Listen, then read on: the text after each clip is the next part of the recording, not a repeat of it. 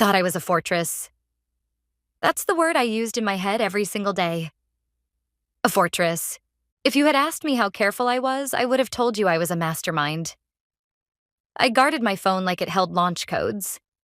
I had Face ID activated, but I also used a complex alphanumeric passcode that I changed on the first of every month. I had notifications turned off for all messaging apps. No banners, no sounds, no lock screen previews. When I walked through my front door, my phone went face down on the entryway table, or stayed buried in my purse. I thought I had isolated my affair completely. I built a digital vault. But I forgot that a vault is completely useless if you leave the back door wide open. People think affairs are caught by dramatic, cinematic mistakes. A lipstick stain on a collar, a lingering scent of strange perfume, a friend spotting you at a restaurant downtown. But modern betrayal is rarely that glamorous. It is usually caught by technology, by the silent, invisible ways our devices talk to each other when we aren't paying attention. His name was Marcus.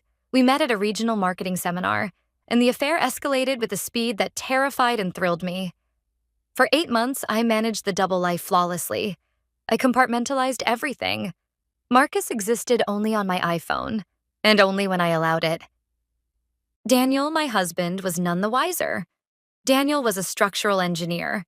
He was methodical, calm, deeply analytical, and incredibly trusting.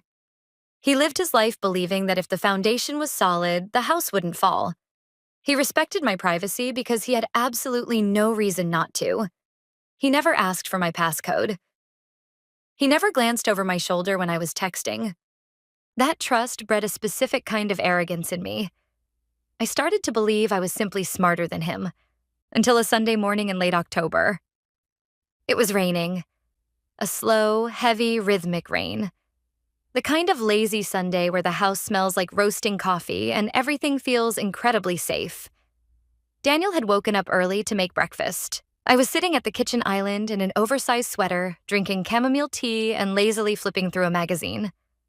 My phone was safely upstairs on my nightstand. Secured, locked, untouchable. Daniel was making a mushroom and Gruyere frittata. He was moving around the kitchen with his usual quiet efficiency, but he paused at the stove, frowning. He needed to check the exact oven temperature and cook time for the recipe we always used. He didn't have his phone on him. It was charging in the bedroom. So, he reached for the old iPad sitting in the charging dock on the kitchen counter.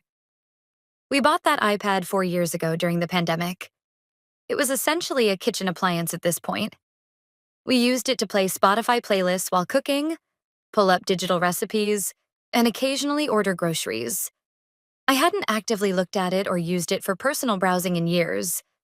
I had completely, entirely forgotten that when I set it up 4 years ago, I logged in with my primary Apple ID, and I had completely forgotten about the quiet, relentless efficiency of iCloud syncing. Daniel tapped the screen to wake it up. He swiped up to unlock it. There was no passcode. It was just a kitchen tablet. And in that exact, precise microsecond, Marcus sent a text. I didn't hear a chime. The iPad was permanently set to silent so Spotify wouldn't be interrupted by email pings. But from across the marble island, I saw the large screen light up. I saw the sleek gray banner drop down from the top edge. I didn't know what it was yet. But my body reacted before my brain did. The evolutionary part of my brain recognized danger before logic caught up. A cold, heavy rock dropped straight into my stomach. The tea in my mouth suddenly tasted like ash. Daniel stopped. His finger hovered over the glass screen. He didn't tap away to Safari. He didn't open the recipe app. He just stared at the banner. Daniel? I asked. My voice sounded thin, shaky. He didn't answer me. He tapped the banner. The screen instantly transitioned to the Messages app. The app that had been quietly, dutifully downloading every single text, photo, and voice note I had sent and received for the last 8 months in the background. Every time the iPad connected to our home Wi-Fi, it had been updating its archive. Every late-night text I sent from hotel bathrooms. Every digital receipt for weekend getaways I claimed were work retreats. Every cruel complaint I made to Marcus about how boring my marriage was. Archived. Time-stamped. Displayed on a 12-inch retina screen in perfect, undeniable clarity. I stood up. The stool scraped loudly against the floorboards. "What are you looking at?" I asked, walking around the island. My heart was hammering a frantic rhythm against my ribs. I still thought I could fix it. I still thought maybe it was just a spam email notification, a calendar alert. Anything else? Daniel slowly turned the iPad around to face me. There it was. A blue bubble graveyard of my entire double life. The text was large, bold, and damning. The most recent message from Marcus sat at the very bottom of the screen. "Last night was incredible. Thinking about what we did in the shower. Can you get away Tuesday?" I stopped breathing. Literally. The air just evaporated from the room. There was no lie I could invent for this. If it had been a receipt, I could have claimed identity theft. If it had been a rumor, I could have denied it. But there was a photo thumbnail attached to the thread. A photo of me. In Marcus's car. It was an encyclopedia of betrayal. Daniel didn't yell. He didn't slam his hands on the counter. He didn't throw the iPad against the wall. That would have been a human reaction. That would have given me something to push back against. Instead, he just set the iPad back down on the marble counter. Gently. Carefully.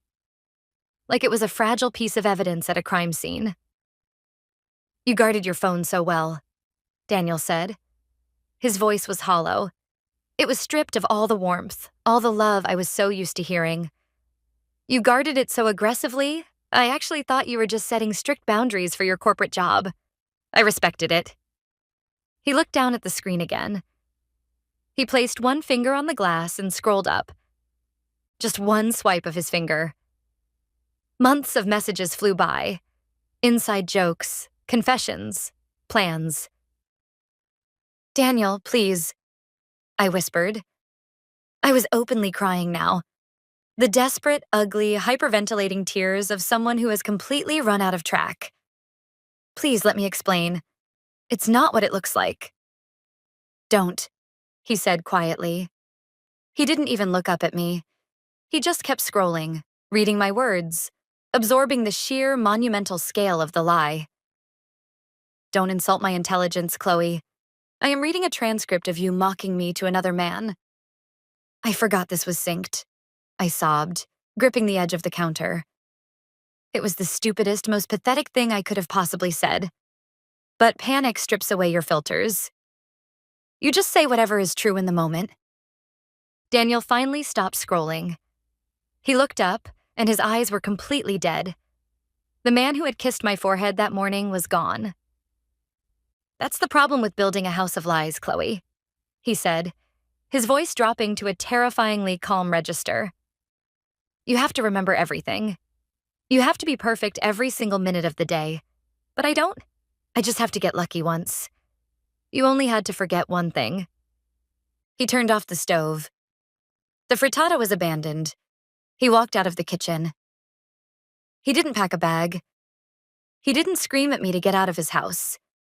He just walked down the hall, went into his home office, and quietly locked the solid oak door behind him. I stood in the kitchen entirely alone. The only sound was the rain hitting the windows. After 30 seconds, the iPad screen timed out. It went to sleep, turning pitch black, reflecting my own horrified, tear-stained face back at me in the dark glass. The divorce papers were served 4 days later. Daniel never came back to our bedroom. He stayed in the guest room, packed his essentials, and communicated only through his attorney. When I received the settlement agreement, I saw that he had attached 40 pages of printed screenshots from the iPad as exhibits. There were no arguments, no late-night fights, no couples counseling. Just clinical, undeniable execution. People think affairs are undone by grand detective work. They think it takes a private investigator, a slipped tongue, or a masterclass in manipulation to catch a cheater. But I wasn't undone by a detective. I was undone by an automated software update. By a piece of glass and aluminum I left plugged into a kitchen wall.